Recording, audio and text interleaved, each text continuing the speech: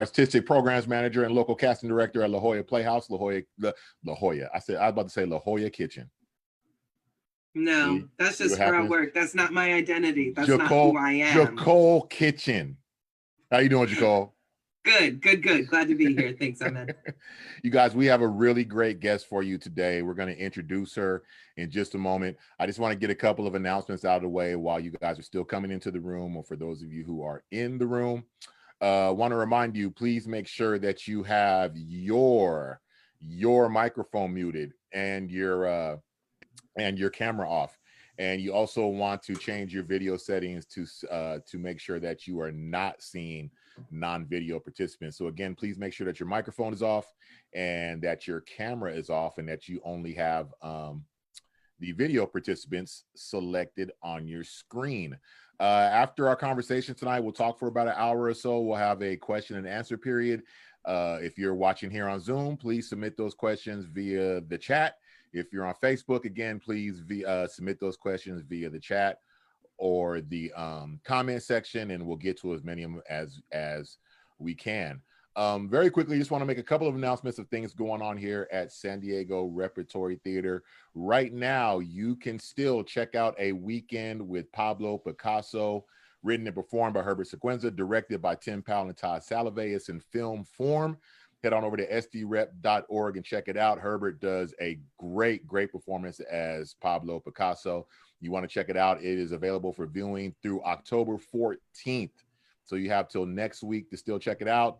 Again, head on over to sdrep.org to get your tickets for that. We are also right now streaming Get Happy. Angela Ingersoll celebrates Judy Garland. It's an Emmy Award-winning performance, and you definitely want to check it out. That actually will be showing this Sunday, October 11th. And the one other thing I want to mention to you is about our Stay and Play online book club.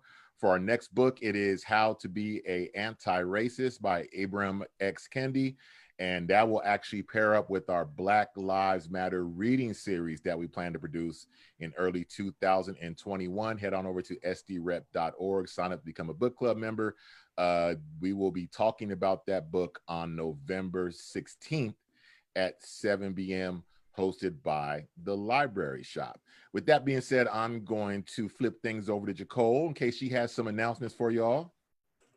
Just please keep your eyes out on the La Jolla Playhouse website, lajollaplayhouse.org, for our Digital Wow series. It continues this month. We are officially in October. Yes. So this month you can still experience David Reynoso's Portaleza, which takes you to a portal to another dimension, and a partnership with So Say We All, a spooky series of radio stories. Listen with the lights off.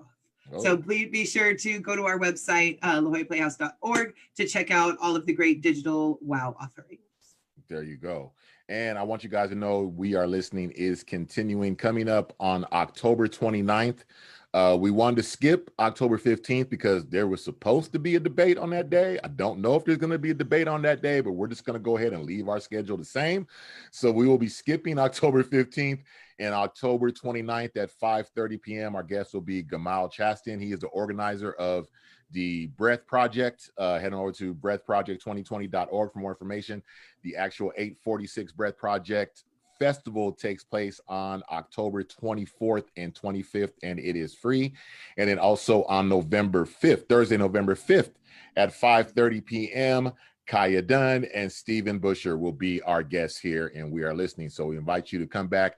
Head on over to sdrep.org/listening to sign up for those talks, or again, watch on San Diego Rep's Facebook page.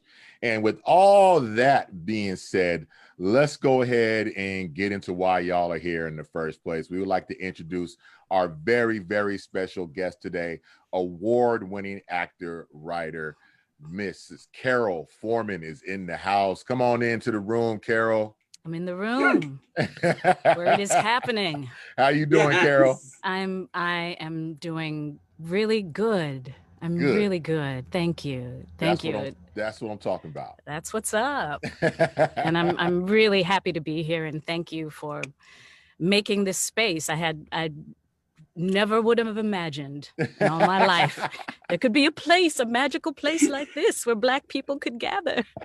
and talk to each other. I For told you, real. it's like Soul Train on Saturday mornings back in the Oh, day. come on now. Doing all Come kinds on of stuff. now. Take me back. Take me back, Ahmed. Well, Carol, So I gave everybody a brief introduction, but as always in We Are Listening fashion, we like to hear from you yourself. Why don't you go ahead and give the audience, for those who don't know you, just go ahead and give them a little rundown of how you got into the performing arts and kind of a synopsis of how we got where we are today. All right. Have a seat. Have a drink. Light up a cigarette.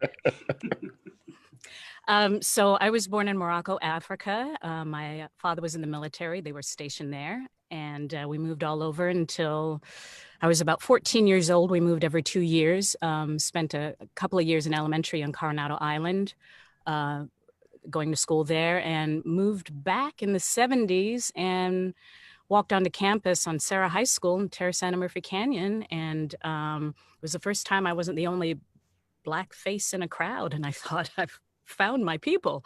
And I got into 7th grade. I had a reader's theater and a puppetry class, you know, because there were hippies teaching in drama in high school those days. So we had a great time. And so those were really formative years for me. My high school acting teacher, Susan Shattuck, introduced us to Shakespeare. That just blew my mind. We were doing the competitions at Chapman College, the classical competitions. At 15, I auditioned for the Old Globe Theater. They had a summer youth training program with Eric Christmas at the time, with Marcy Maddox, who was a speech dialect coach. And I got cast as Puck in A Midsummer Night's Dream, which we did at the Marquis Theater and in the park at Balboa Park. And it was the first time someone told me that I was good. And Eric was this British guy who would curse at you, you know, when he was angry and when he liked you. And so he terrified me. So I had to believe him. He would say, "You're good." And I was like, "Oh, thanks to you." He goes, "No, damn it. You're good. You're good." And I was like, "Okay, I'm good. I'm good." And so spent a lot of, and no one ever asked me what I wanted to do all through high school. I was just writing shows and performing and having fun and performing in classrooms, taking over classrooms. And then when I was graduating, you know, my family said, "Well, what are you going to do with your life?" And I said, I have no idea. "Well, maybe you should do computers." And really discovered I am not going to do computers. And I traveled with People, came back, was recruited by admissions at USIU. They saw me dancing in a show, so they assumed I was a dancer. So I went to USIU on a dance scholarship and was really miserable because I really wanted to be acting. And then I got my acting teacher said, "Hey, there's this musical called Little Shop of Horrors that they're doing at the Rep, and they need, you know, another Black actor singer." So I auditioned and got it. And I was working, and I was around working actors, and I bugged those poor actors like constantly. "How did you do this? Where did you train?" And so I dropped out of college and ran away to LA with $50 in my suitcase, and my dad gave me the car, and I slept on floors and I delivered sandwiches to day traders in downtown LA to pay for my rent. And that was in 1989, and I've been in LA ever since. Wow. I first met you when I started working here at the Rep. I started working here at the Rep in 2007. Yeah. And then I was just here in that brief window when you were here. And I remember it was a brief window, but I was a fan ever since. Oh man. I remember you would go to the box office, and I just remember this voice. I was like, "Ooh, what is, it was like the Pied Piper. Where is that? Oh man. Why are you just here in the box office? You should be on radio, man. You should be famous. What is that voice?" Yeah, you know, I made it work. I did some recordings for the phone system and all that good stuff. Yeah, not even an nth of your potential and your talent. It was wasted. Well, you know, again, the main reason Sam started this is because he wanted to, you know, as a lot of people do, they wanted to hear from us. You know, this is a time where, you know, along with COVID making everybody sit still, and then on top of that, going into all of the, you know, exasperation from all the racial strife we've had this summer, you know, it just seemed like that wall was hit. And like I always said, everybody made the statements, right? From theaters to Nike to Amazon to this, that. Like everybody made the statements, and now they want to hear from Black folks. So here we are. You know what I mean? How are you? I wonder, how are you feeling right now? Because this is a rough time for everybody. Like this is a rough mental time for everybody, with just everything going on with COVID, to the election, to our industry being like decimated right now, just about in every aspect of it, and everybody's fight. How are you feeling right now? How are you doing?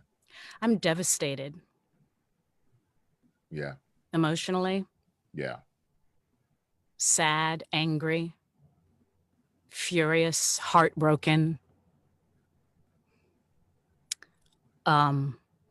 afraid in this current political climate. Yeah. You know, yeah. People are still killing our Black men. Yeah. You know, and without remorse, cavalier attitude. The person in charge of this country, it's watching the worst reality show I've ever seen. It's horrifying. And it's interesting, we used to do experiments like this in high school about how fascism could take over, how it could happen anywhere.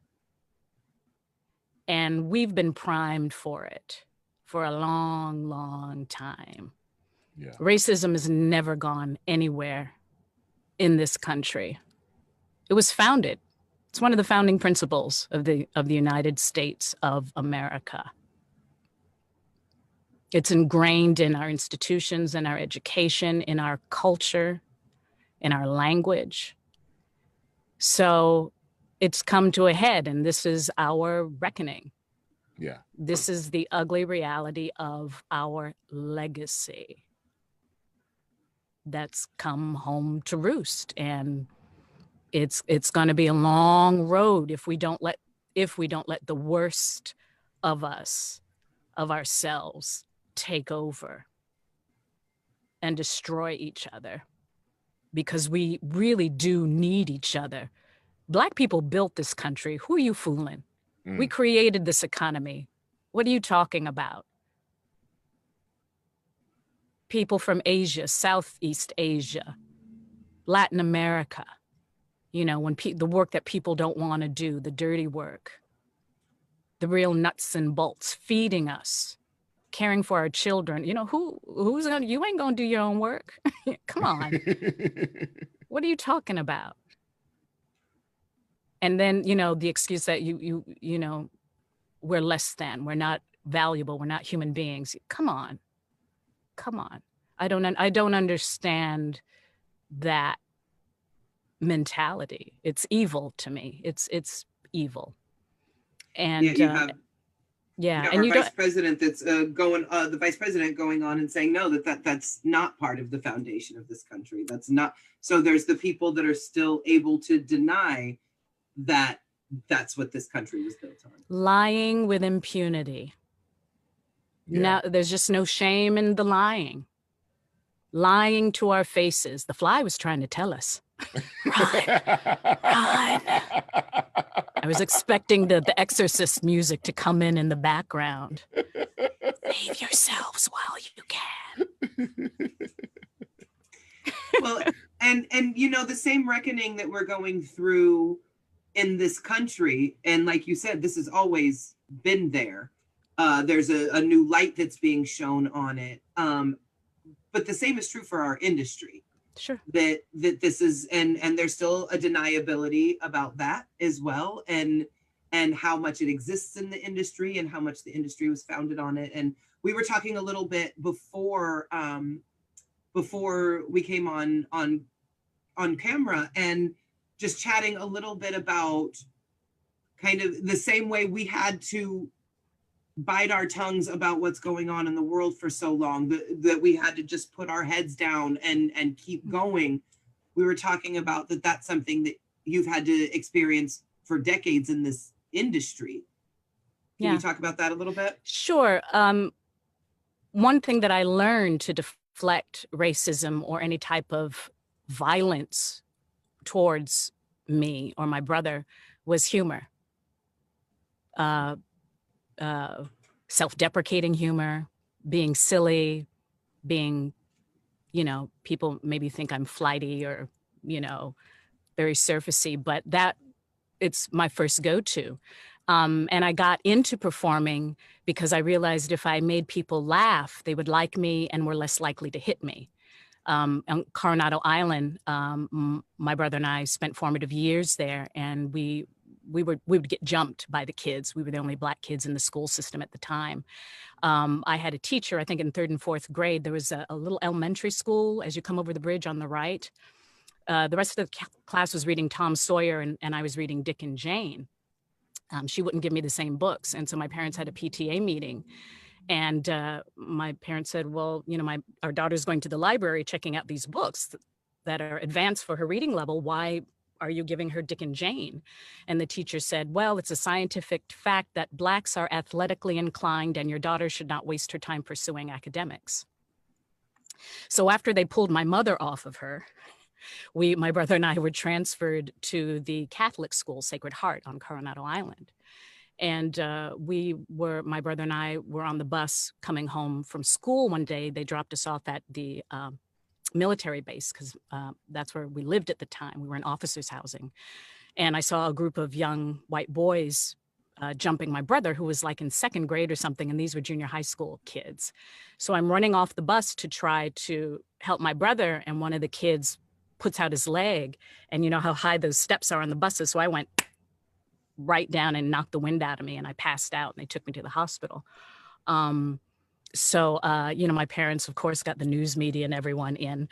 But that being said, so that's after that incident, we were transferred. And then, I would watch Bugs Bunny cartoons and try to do imitations, and I would entertain, my classmates there and get out of fights by just starting to tell jokes and acting a fool, basically. So that was my early kind of way of protecting myself from that kind of hurt. And then, of course, acting, a lot of us as young artists, feel that we can hide behind this art.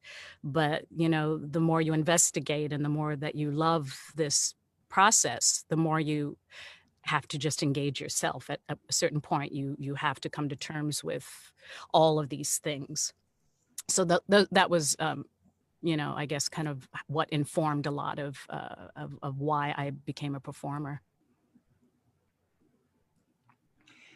And your career has spanned it all. I mean, musicals, plays, classics. You've covered the gambit as far, you look at your TV, film, like your resume is quite impressive. Oh, thank you. But do you still feel yourself being, it's 2 different questions, but do you still feel yourself being pigeonholed and gaslit within this community or within the industry? Within the industry, within the community. So yeah, it's a couple of different things. Well, first of all, film and TV, you're going to be pigeonholed, because it's product. And there's a lot of money at stake. Casting, you've been in casting, you understand, you want to be able to look at a picture and go, oh, this is the mother. Oh, this is the romantic lead. And so that's already just part of it. And part of it is just coming to terms with how you look and who your type is. And so I've learned to compartmentalize when it comes to the business. It's like, okay, I'm a 50+ actor now, and I'm, let's fight ageism. It's okay to tell your age. I'll be 55 in November, so suck it. Yes. And so it's, now, but for Hollywood, it used to be like, if you were 40 and up, it's like between 40 and death. So I had these young 20-something-year-old managers, who were sending me out for 60 and 70-year-olds. And I'm like, oh, wait a minute, that's not me. But it's also kind of a strange thing that they're doing in Hollywood too, where they seem to be skewing those ages a little younger. And so I think my managers were being strategic because I was starting to book those roles. Like the so now I'm going out for the mothers and the grandmothers and that's Hollywood. For theater, I'm still cute, and I can, I'm theater cute, I could, just barely do some of those leading lady roles, like probably 5 years ago. I just barely was able to do Esther in Intimate Apparel. Like, whoo, finally I did that role. Then the next year I played Mrs. Hicks, you know, the matron in the group. So it's just funny to me, you know, perception. In terms of race, I mean, I hit LA in the 80s, late 80s, early 90s. Non-traditional casting, colorblind casting was all the thing. And I was snatching up the work left and right. I was having a ball, you know. There was something that was online the other day. I'm like, ooh, I can't tell people I did that because, you know, that would not go down today. I was having a ball doing it, you know, and theater and commercials were the first to do that, not film and TV, but it was always theater. And then commercials were the first to kind of cast interracial couples and, you know, more people of color. You know, because every once in a while, Julia Flores was a casting director in LA who was really, I mean, you know, because you worked with her, Jacole was one of my agents early on, you know, kind of, so we were just kind of crossing paths like this before I left the agency. So I got a lot of work. I mean, I was the first African-American to do a lot of things, to play Sally Bowles in Cabaret, to do Tanya in Mamma Mia when they did it in Vegas, to originate roles at Oregon Shakespeare Festival and shows and this sort of thing. So it's a lot of things that I feel proud of. But then I've noticed a shift the past 15 years where people had become more resistant to it. It's like, so the pendulum was this way. It's like, yes, let's everyone include it. And then, you know, I started to notice more resistance to it. I was up for a role in Quorum Boys that was on Broadway when I was in New York with Laurie from KSA at the time. And it was a British director, and I was really excited about the show, but the show itself had to do specifically with race. And they wanted to cast me as the matron of this orphanage. And the idea was that this young African was coming to the orphanage. And I think Uzo Adoba ended up doing it. So the casting was really excited about me, and they wanted to bring me back to meet the director. So, you know, like, okay, I'm coming in. And then as soon as I walked into the room, it was just this icy feel. It's just kind of like, okay, something, you know, I'm not feeling the love. Okay. But because, you know, you never know what you're auditioning for. So you just like, I did my research, I did my best. And so the director's like, so, you know, we've decided to cast non-traditionally because you do that thing here in America. And I thought, okay, here we go. Here we go. And she goes, well, so what do you feel about the part? And I said, well, you know, I think it's really interesting that you're casting non-traditionally, you know, because certainly there is colorism within the Black community. So that might be kind of interesting to explore. And she just looked very confused by my statement and said, well, let's just get into it. So she and the casting director get up to read with me, and they're really acting. And I'm thinking, okay, we're doing this. And so I leave the room, and I thought, well, that was weird, but whatever. But I had a flight to get back because I had to head back to Vegas. And then my agent calls me and said, so how do you feel it went? And I said, well, it was kind of odd. I said, I felt I did good work. And they said, well, the director said you came into the room with a chip on your shoulder about race. Okay. Of course. And yeah. And, you know, deflecting makeup. And it just really upset me. And it just, you know, it's a slap in the face. You know, I came in with the love. I did my work, you know, but that's part of the thing is it's hard not to sometimes think that, well, you know, you start to question yourself because that's our first go-to, or my first go-to was like, it was something that I did that was wrong. And it wasn't about them. She just didn't want to cast a Black actress in that role. And I do understand because it really would shift the dynamic of the story.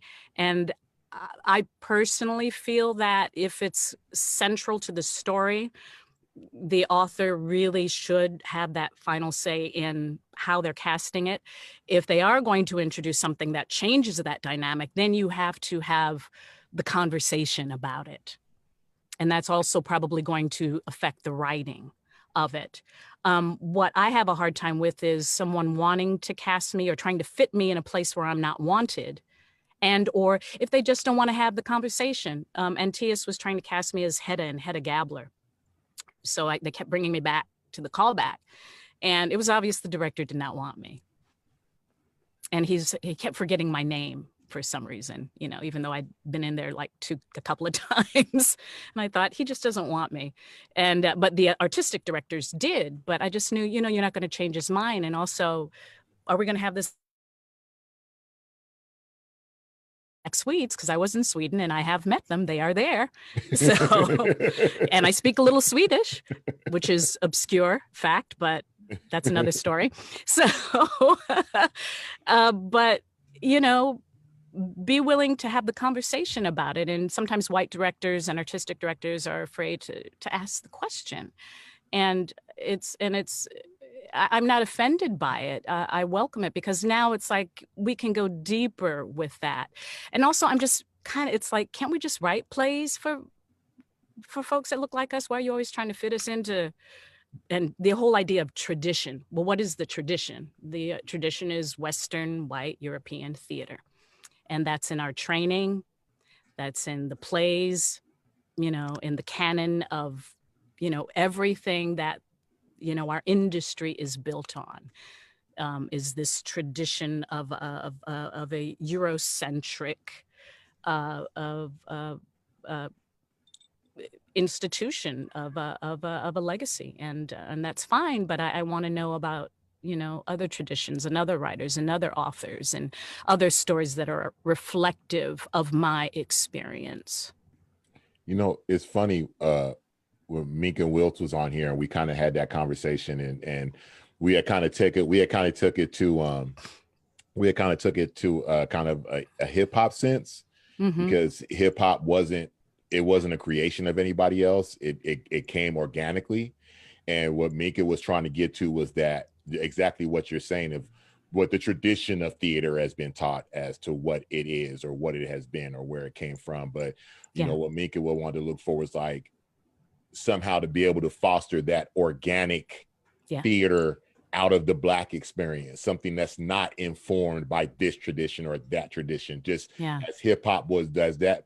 Of course, later on it got co-opted, we know that, but just the fact that, you know, to see Black theater be able to again come from that organic space from within itself, from the Black people within itself, how they express themselves, how they communicate, how they tell the stories, how those things are related. We kind of had that conversation in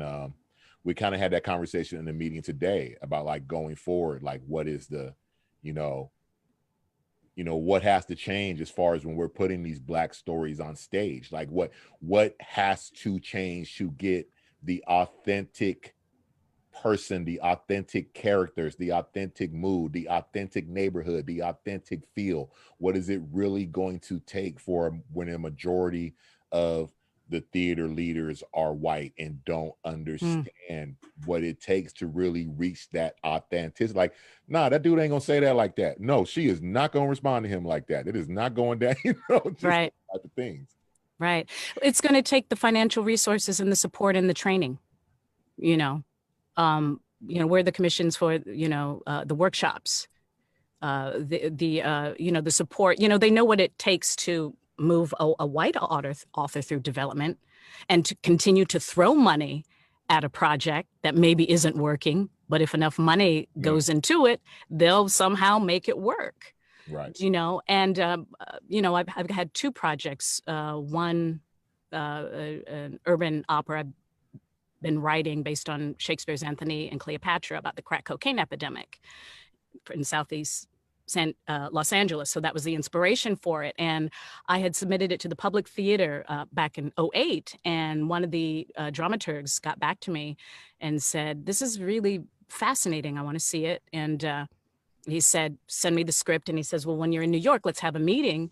And so I happened to be in New York later that year, and we sat down, and he said, you know, the only reason I'm not passing this on is that no one knows if hip hop is going to succeed on Broadway and in front of a white audience. Yeah, of course, I see Victor Chan. How you doing, Victor? And fast forward, but they were developing a piece called Venice that the Taper was doing at the time about Othello and about terrorism, and it just kind of didn't go anywhere. And then along that wasn't hip hop's fault.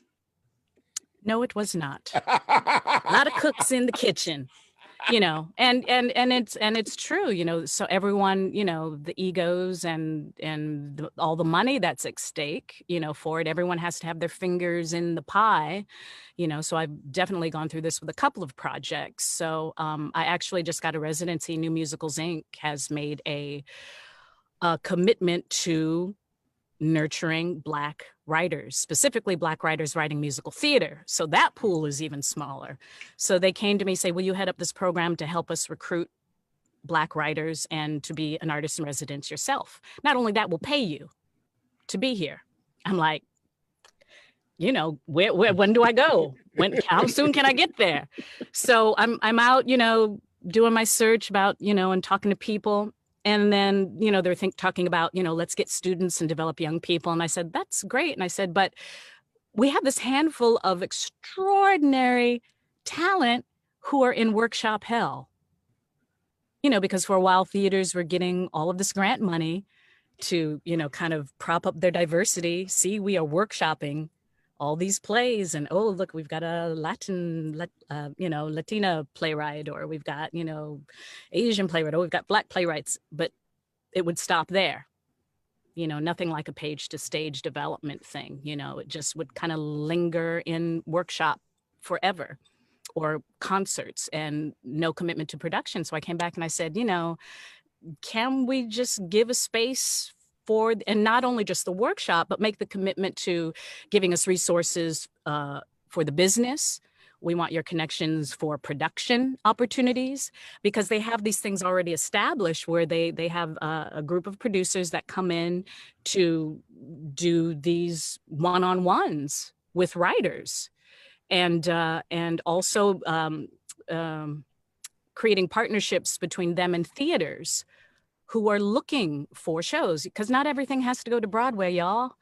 Right. Not everything is meant to be on Broadway. And there are regional theaters that are hungry for new work. And also, if the regional theater has had an experience of developing good plays, and of educating their audiences to say, it doesn't always have to be a Broadway show, this is something that's up and coming, or just letting the audience, engendering that trust. And that takes time, and that takes the relationships and the developments.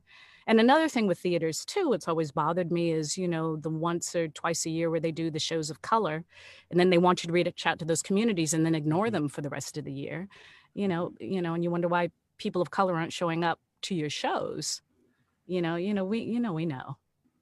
So this is an undeniable segue into something that I know we want to make sure that we have some time to talk about, as far as just creating and writing our own stuff, which is something obviously you have done.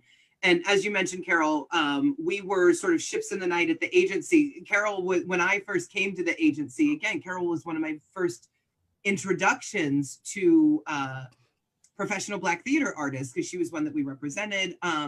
But by the time I was coming up as a junior agent, you were shifting already into writing, and Princess and the Black Eyed Pea was something that you were working on. And Carol, I would love to hear your perspective, because obviously I've now worked at the Rep. Ahmed has worked at the Rep, but I will never, ever forget being on a phone call from you. There was a bit of distance of us representing you as an actor, but the relationships were still there. And I remember you called for Victoria, and I took the phone call, and you just said, I need help. Yeah. I need help.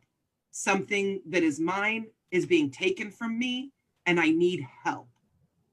And I'm getting chills thinking about it now, because I can picture exactly where I was at my desk. I will never forget that phone call. Yeah. So Can you talk about what was going on the other end of that call? Again, now as a writer, somebody who is now setting out to create, you have a space at a theater a theater that is a home theater of yours that you consider an artistic home. Can you talk about what was going on the other end of that call? Yes. Or can I? Yes, you can. It was so traumatic, Jacole.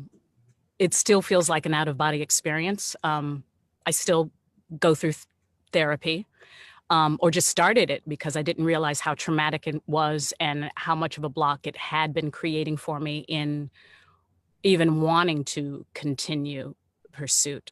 And the thing was, I reached out to help for everyone. And I have to give a shout out to Dia Hurston.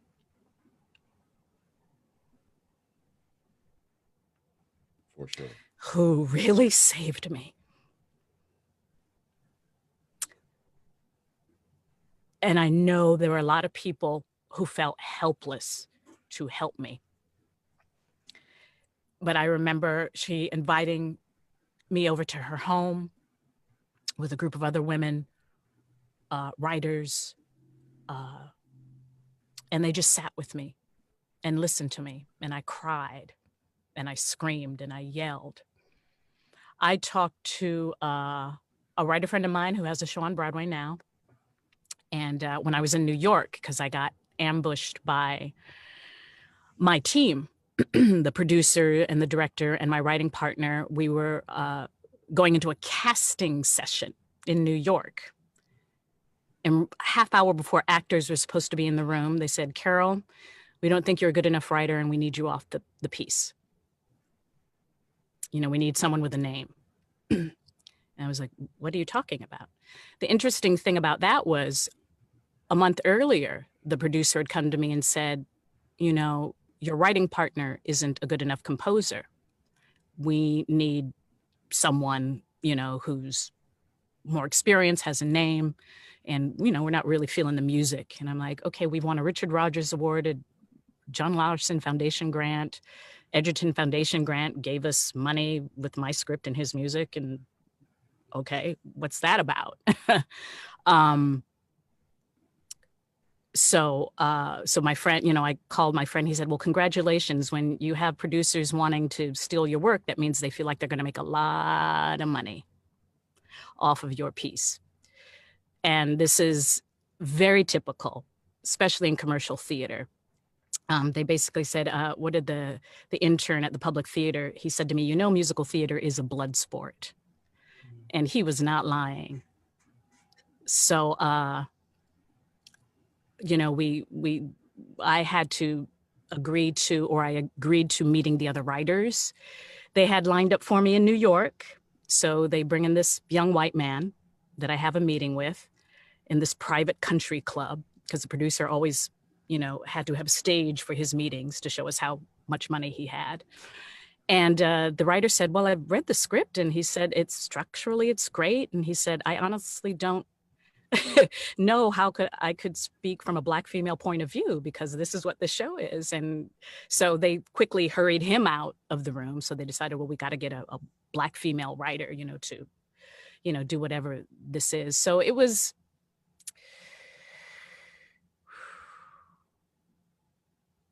so much happened. I'm trying to organize my thoughts around this. Of course. Any case, at one point, I was going to pull the show. You know, I could see, I was like, this is going to be really ugly. You know, because everyone was on a different page. It wasn't a team. It was everyone fighting for a piece of something. I lived in Vegas for 5 years, and there's something I call Vegas fever, where people kind of come and, you know, they're excited about all the hedonistic things that they can do when they're in Vegas and the money.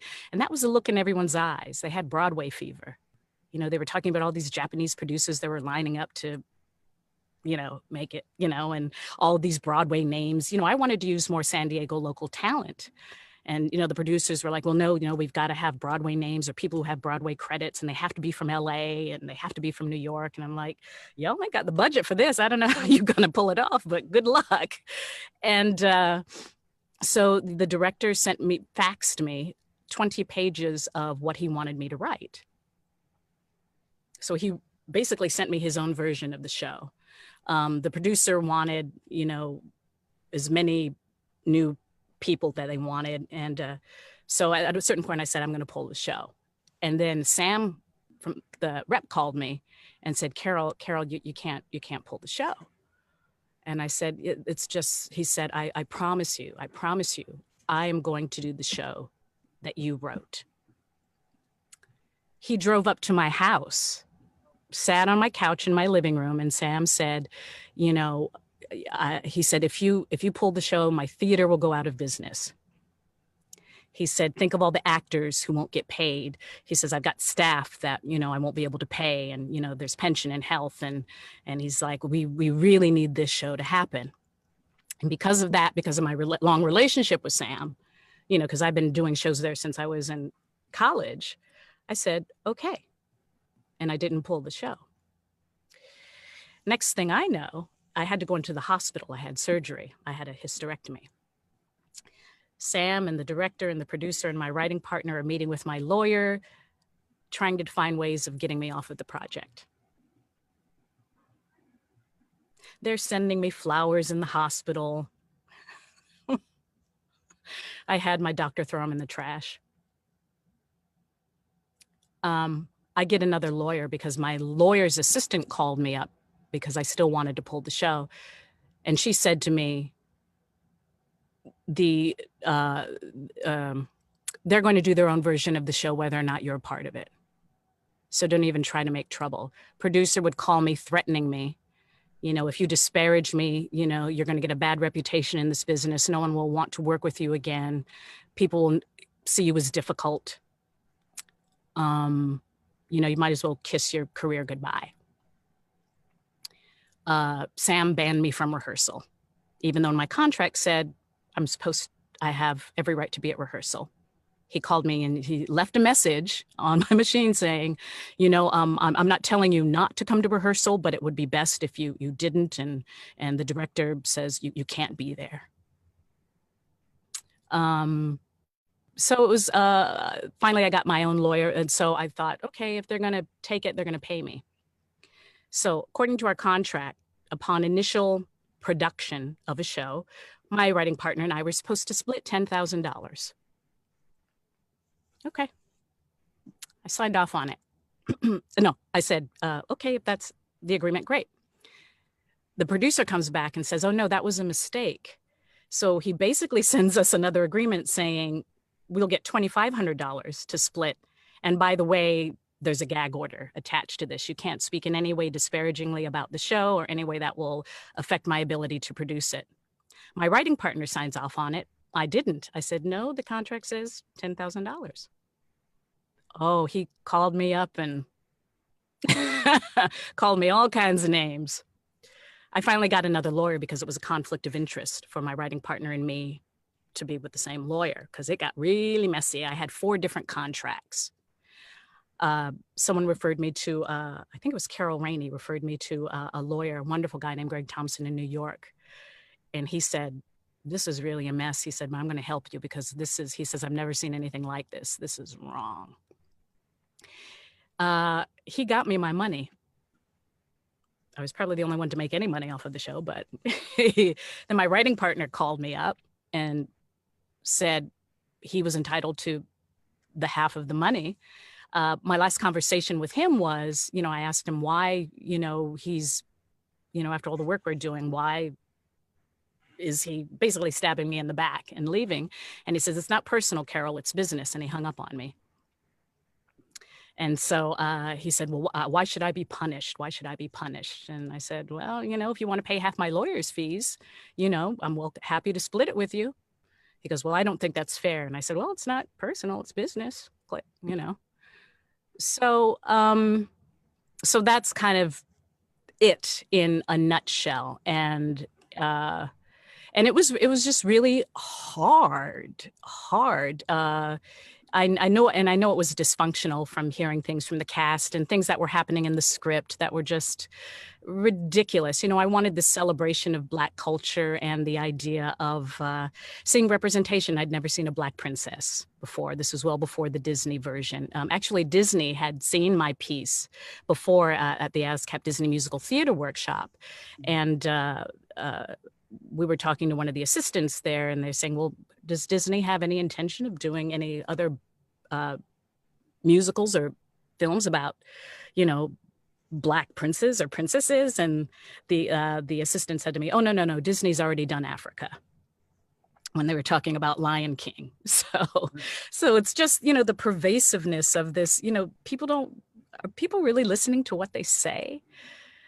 And then they kind of turned it into, so as far as I was concerned, they just turned it into this kind of minstrel show. I would get copies of the script. I would have to sign off on authorizing the script. And I would just cry when I wrote it, because there was nothing of the dignity that I felt was important as part of the production. It was, just a lot of gross stereotypes and caricatures and bad writing. They tried to rewrite a show that we had worked on for more than 8 years in 2 months. It was like, you can do that, but it's not going to be very good. And then obviously it just never went anywhere. And I got all the rights back, but then I dissolved my I dissolved my collaboration agreement with my partner. And I'm still here. Hey, Carol, real quickly, she can't get into the Zoom call, but Dia is watching on Facebook. She wanted me to make sure you knew that she was here watching. Mwah. Love you, Dia. So I just want to follow up on, the person who said, don't do this. It's going to ruin your career, the repercussions. Obviously, sitting here listening to you tell the story, there are emotional repercussions, 100%. Obviously, from my standpoint, your career is doing just fine, I would say. Yeah. But what were the repercussions for you? And I guess I am thinking more in the emotional, in the personal, in the relationship. What were the repercussions of this? Well, I never set foot back at the Rep since then. It was 2008, 2009, my life fell apart in a lot of things. I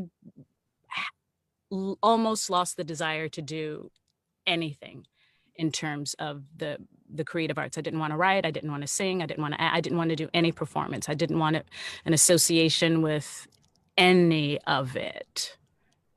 And I started to have horrible panic attacks. I couldn't drive my car over bridges. I would go into a flop sweat. I would start screaming and crying. I would pull off on the side of the road. Every once in a while, it'll hit me still. I went to a hypnotherapist to help me through it, and it helped a lot. But it happened on the 105 freeway. I was coming from my then now husband's house in Long Beach, and I was coming off the 710 to make that 105, and it was like a bridge. I also couldn't walk across a bridge. I had this horrible feeling that I was just going to fall through the ground. And so it was debilitating. I would have to plan out my routes. I always made sure that there was never a bridge. I came down to San Diego going over that overpass, the 805 and the 8. I would just freak out. I would have to call up someone to talk me over because I was hysterical. I had horrible bouts of vertigo. I woke up one morning and the whole room started spinning.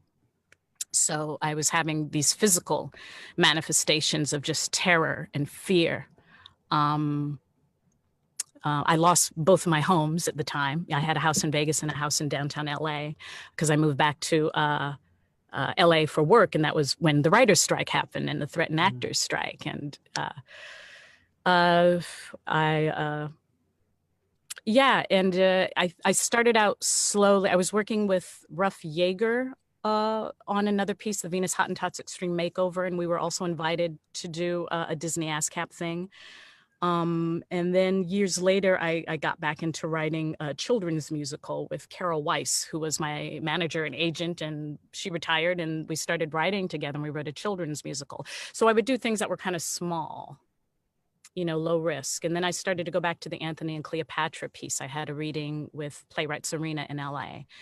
But then I found myself going so far and then stopping. It's like this new musical that I'm recommitting to, which is, I have this wonderful composer. He's been after me for 3 years to write this show with him. It's like, you know, it's like dating or something. It's like, I'm not interested. And it's been hard for me to get back. And so I decided, you know, because I realize when you're putting out things, I love to write for other people. And I think about all the act, you know, I think about people like Lillias White, who loved Princess and the Black-Eyed Pea and championed it and knew that that was going to be her big thing to do again in New York. And just all the talent that we've had along the way. And I felt like I let down a lot of people. You know, it's hard enough to get our stuff done. And then I felt like I failed at something, because when you get an opportunity like that, it's hard enough to get a show produced, but then to have something that had such promise and such potential just kind of crash and burn, it's kind of devastating. And I don't know if it's something I'll ever get over, but I know I'm learning how to manage it better, so I don't stop myself from really engaging in what I was put here to do. I feel like, you know, in my work and employing my friends and creating something that touches people and moves people. You know, I am an artist, and this is what I'm supposed to be doing. And it's a disservice to myself to allow the nasty things that other people have done to me to get in the way of my own greatness. You know, I deserve better. Yes, you do. Ahmed, you're on mute. It's strange hearing you recount that, because like I said, that was when I had just walked in the door here, and I was, you know, at the time I just needed a gig. I just walked in here selling tickets. I was working in the box office part-time. And, you know, like I said, it's so strange to hear you recount all that, because as I go back in my time machine, for me, just starting here and kind of just being in the box office, it's just like, it was just like echoes of things, but you don't really know what's going on, and you don't even know enough to know to ask anybody what's going on, because right. You don't even know what people are, you don't even know anything about what's going on. Mm-hmm. But I would begin to hear things later and later and later, and you kind of like, it's like, I was here at that time, but I have no idea I don't know what was happening, you know. And when me and you spoke on the phone, you know, and you know, first again, I want to say thank you very much for coming to talk to us and coming to talk to us here on this platform. Like, I really want to thank you for that, you know, and you know, I want to make clear to everybody that, you know, part of the reason that we all do this, including Freedom from the Old Globe, the reason we all agreed to do this is because it would be 120% real.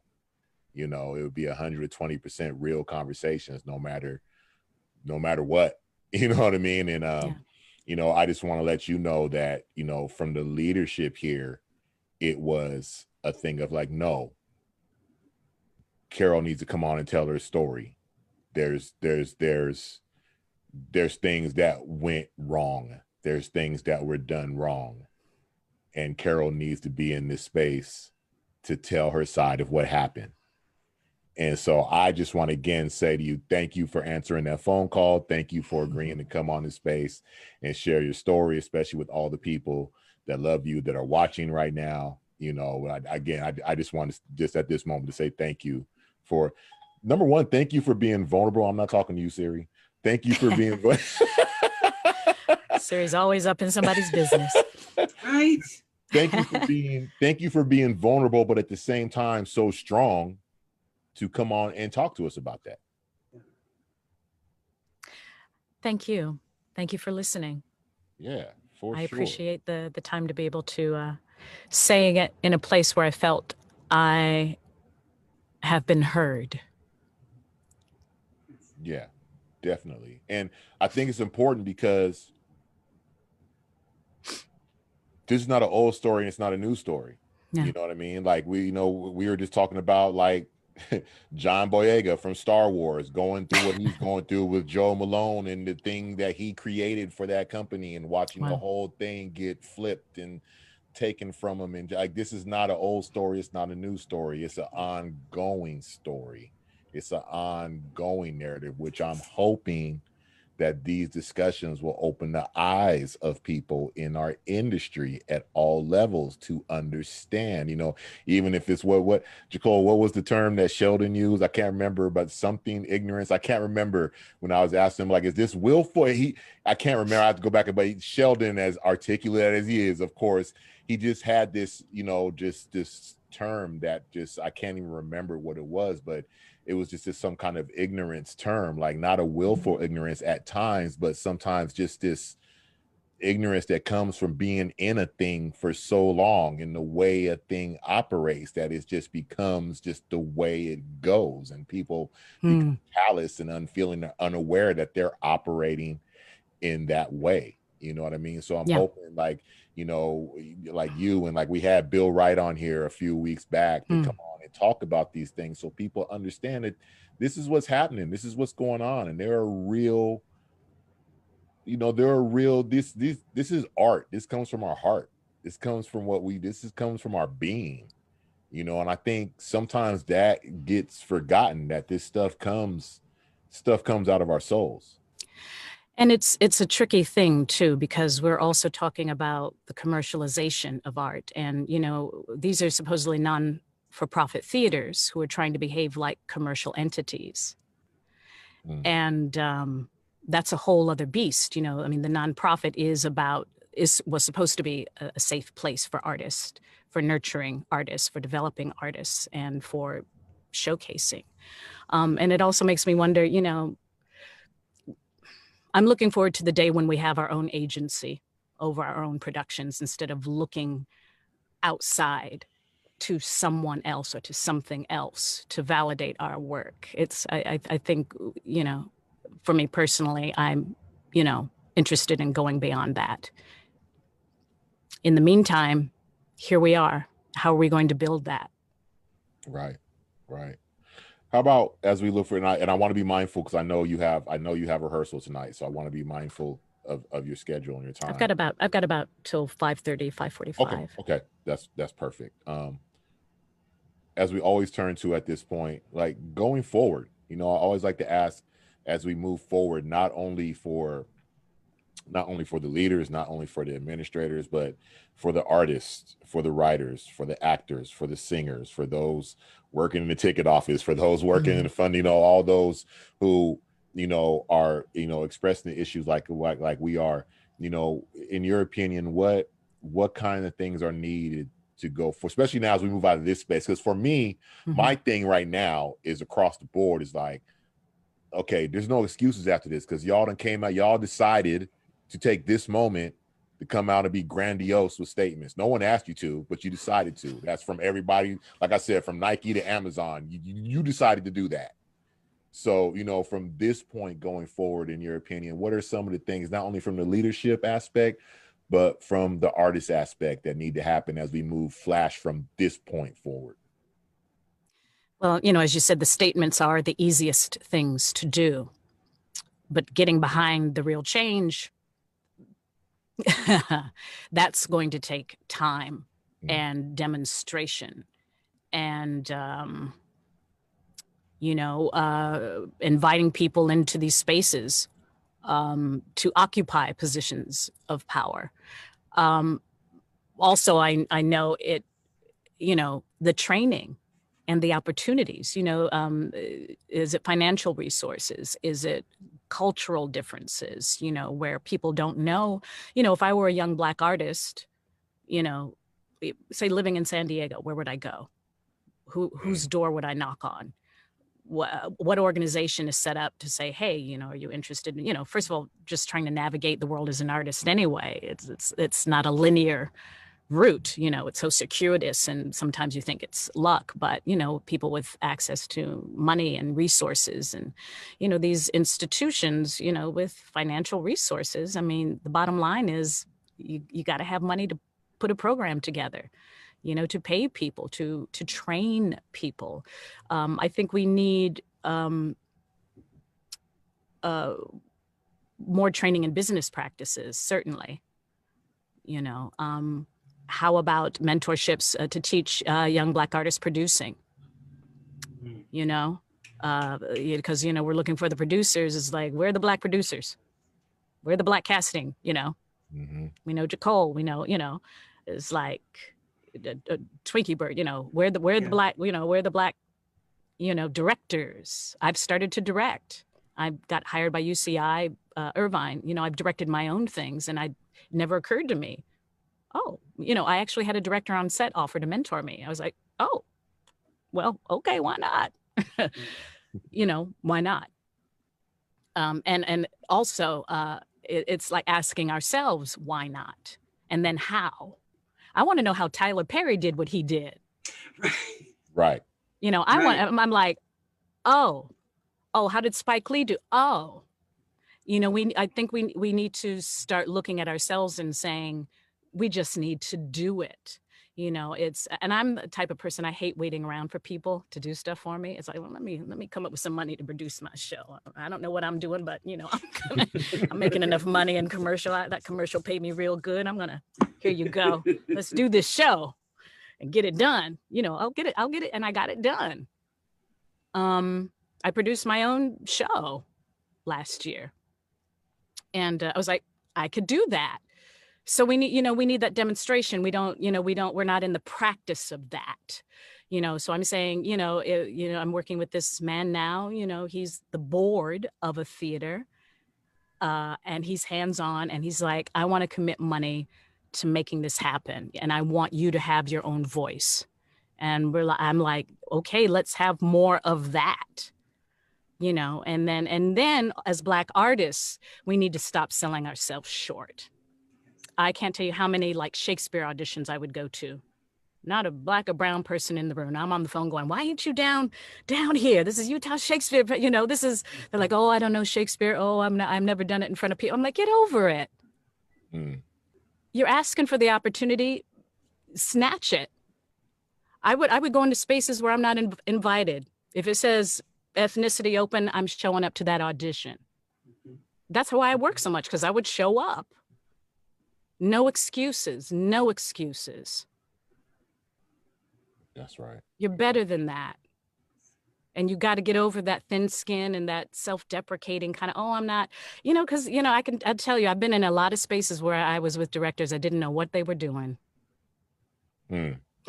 Don't come prepared, didn't read a script, didn't take a blocking note. I'm like, come on, really?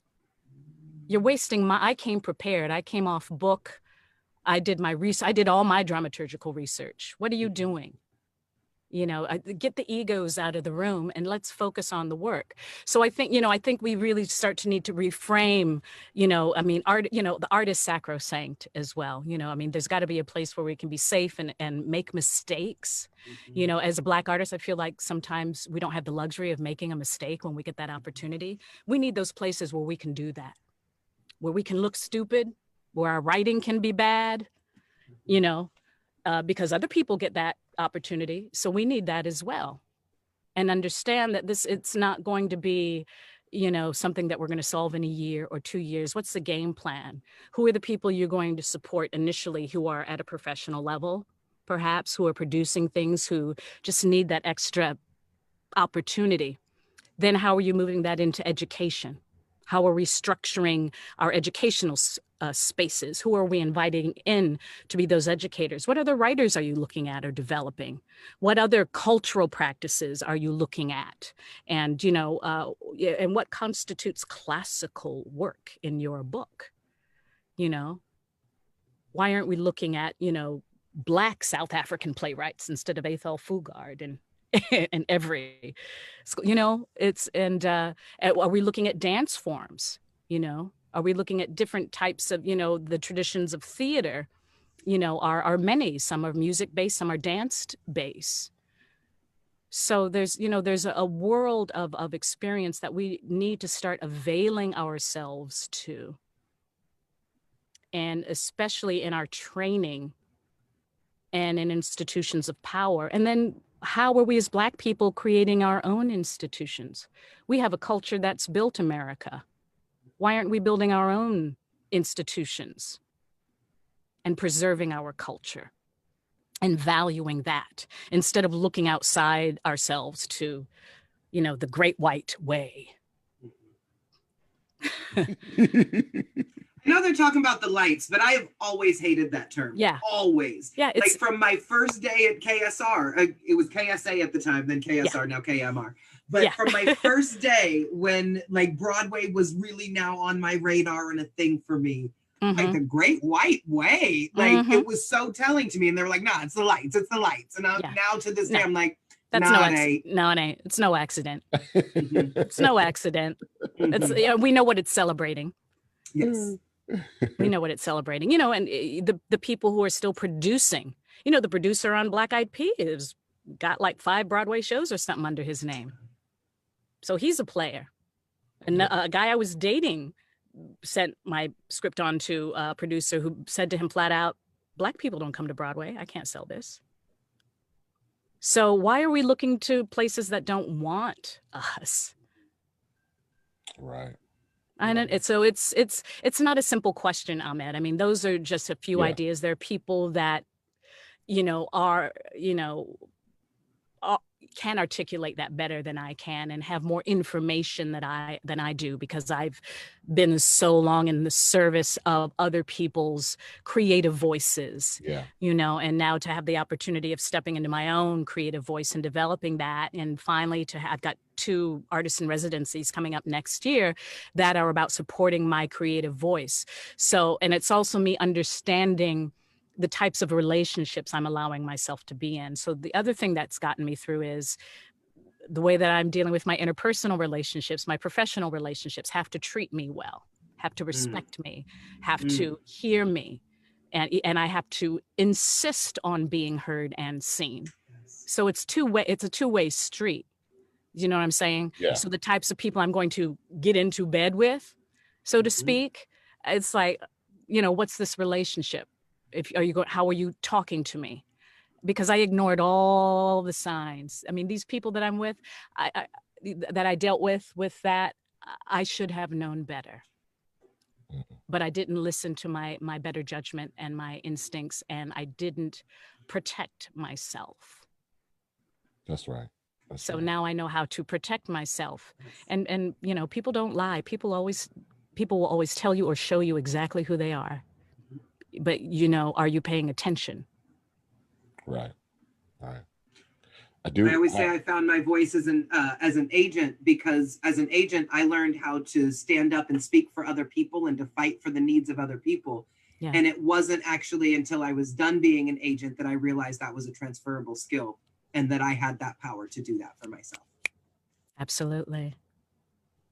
Karole, I have one question. If you could briefly, if you have an answer for it, it's from John Tesmer, and he just wanted to know: did you spend enough time in Sweden to be able to notice any difference between racism there versus here in the States with respect to the performing arts? Hey there, John, jag heter Carol. Jag kommer from Grooven Up with People. Yeah. Flexing on us. All up in there flexing on us. Like that. I was only there for 3 months, so, you know, it's very little, but I picked it up real fast. It was strange. Yeah, there's racism in Sweden for sure. Only a special brand of European racism for us.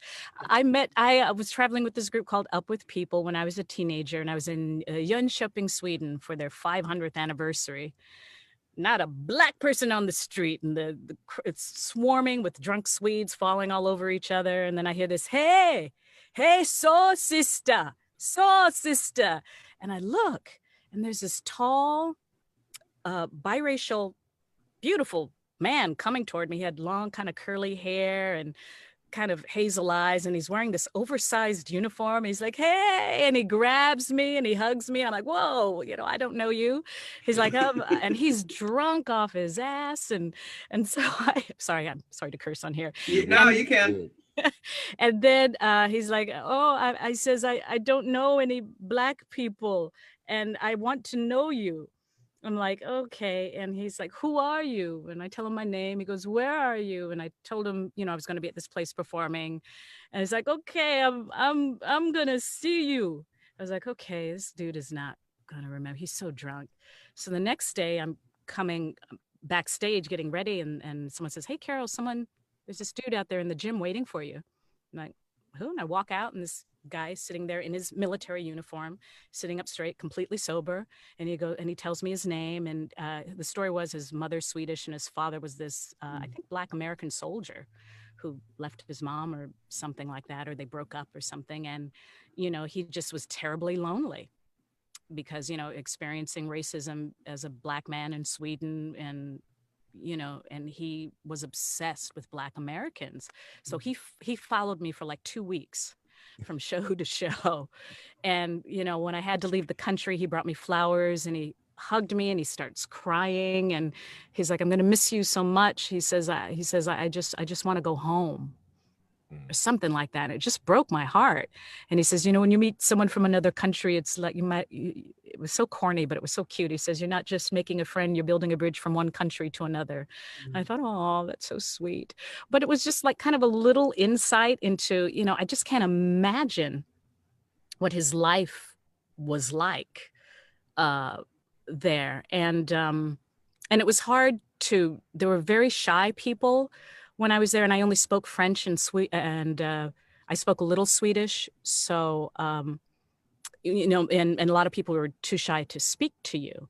But traveling through Europe was weird. Like in Amsterdam at a TV show, a producer came up and rubbed my head because they believed it was good luck to rub a Black person's head or something. Just weird stuff like that. It was just so weird. But it's everywhere. I mean, it's not unique to our country. And when you think about the people, who colonized America, I mean, that's our legacy, and but they're just kind of much more direct with it. And they say it kind of like, oh, you're just in normal conversation, oh, you Black people are so rhythmic. Just kind of like, oh, it's just a charming little thing. Oh, you natives, I remember, did you sing gospel growing up? Did you sing in a Black church? Oh, we love the Black gospel music. And, and they think they're being nice, and it's just it's just awkward. So I don't know if that's an answer to your question, John. It's probably very superficial, but it's not as deep. Well, look, Carol, I want to say that to people all the time. I don't think that's the compliment you think it is. It's not. Well, look, Carol, we know you got to get moving in a couple of minutes. Why don't you briefly, if you want to tell everybody what you're working on or what you got coming up? Well, I've been one of the lucky actors to be shooting TV during COVID. I shot a commercial a couple of weeks ago, and I am going to be, sorry, I have to turn my phone down. And I have a recurring role as Keisha Williams on Good Trouble. If you are fans of that show, it's great. I played the mother to Malika. So I'm going to be shooting 2 more episodes of that. So look for that this year. And I'm directing a devised piece at University of California, Irvine, with composer Leslie Wickham. That will be up on the website. So they're all original songs, 3 one-act plays over a series of different nights.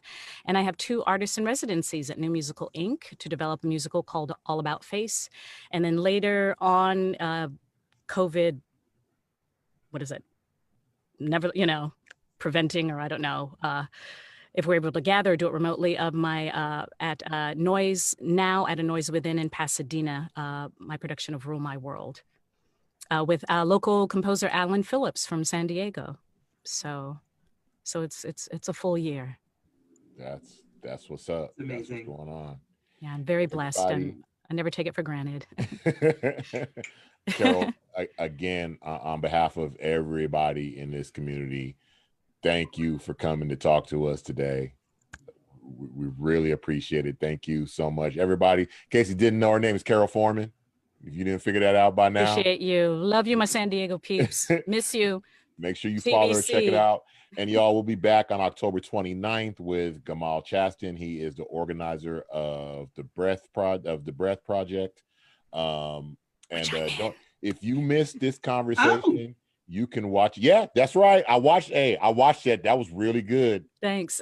Really good. Bill Wright is the man. Bill Wright is the man. If y'all don't know Bill Wright, yeah, he's the guy. Come on now. Hey, y'all, make sure you go to San Diego Rep and La Jolla Playhouse's YouTube page. You can watch all these conversations, and make sure you watch the conversation with Bill Wright, because that's there. You can also catch these conversations in audio form now on SoundCloud, Apple Podcast, and Spotify. And you got anything for the folks, Nicole? Thanks for listening. Thank y'all. And Carol, again, thank you very much. We appreciate it. You're so welcome. I appreciate the both of you. All Much right. love. All right. So Have a good night, everybody. Always We'll good to talk see to you Nicole. soon.